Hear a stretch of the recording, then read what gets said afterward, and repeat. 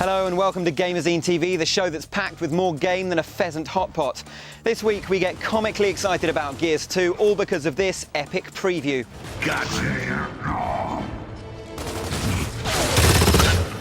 We get marginally less excited about Halo Wars, all because of this new trailer. And we're asking, what is the best, worst game of all time? By which we mean should have been shocking, turned out rocking. Could have been dross, turned out boss, heading for disaster, ended up with a blaster. You get the idea. First though, Planet Sarah has been all but obliterated by the Locust hordes. But an angry, tooled-up Phoenix is literally rising from the ashes to kick some ugly ass. Yep, Gears of War is back. This autumn we rejoin Marcus and the boys from Delta Squad as they desperately try to save humanity from impending doom. Exciting new additions like chainsaw duels and human shield capabilities have us drooling in anticipation. Here's more from the E3 preview. Let's get over there and finish it off. Or we could ride it and speed this whole operation up. Reavers were one thing, but a Brumach? If they can ride them, so can we.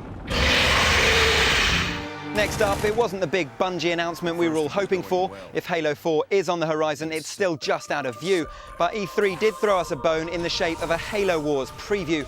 Out in spring '09, the real-time strategy game will be a prequel to the blockbuster trilogy, allowing players to take charge of the UNSC ship Spirit of Fire. Despite concerns that without Bungie's support, the quality of the game will suffer, it's still got us bouncing up and down with excitement.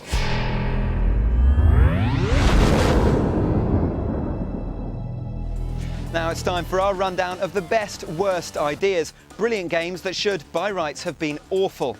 First things first, and Donkey Kong. In this '81 classic, you play a mustachioed plumber, somehow charged with the task of dethroning a knuckle-dragging primate with a natty tie and a penchant for throwing barrels.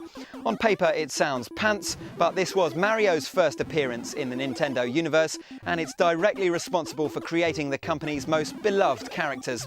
The sound effects are also more satisfying than a Sunday roast.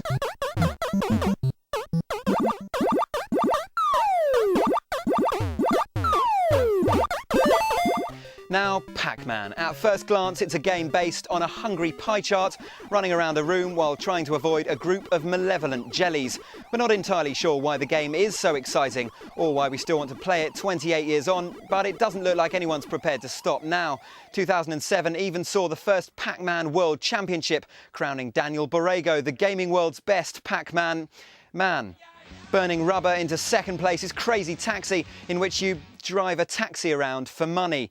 Sounds about as exciting as an hour in the library, but when you're immersed in the witty chatter, bright colours and completely over-the-top gameplay, it becomes clear that you'd be crazy not to love it. From the moment you're behind the wheel and the offspring fire up on the in-car stereo, this game is a hyper-addictive joyride that makes us want to jack in our jobs and study for the knowledge. And finally, The Legend of Zelda: Ocarina of Time. Despite being widely regarded as the best video game ever, Ocarina of Time doesn't really have the strongest of starts. You spend the opening hours as a plucky prepubescent with nothing to keep you company except an irritating fairy and a pair of tights. Not something you'd really expect to find yourself getting nostalgic over with your mates. And finally, if you thought gaming was lowbrow and uncultured, think again. Video Games Live stormed into Scotland last month with orchestral renditions of great musical scores from gaming history.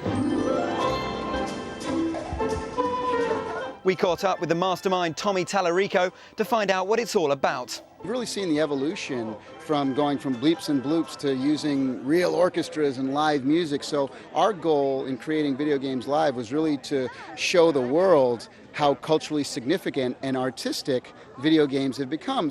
Take that, world, we're not bleeping and blooping anymore.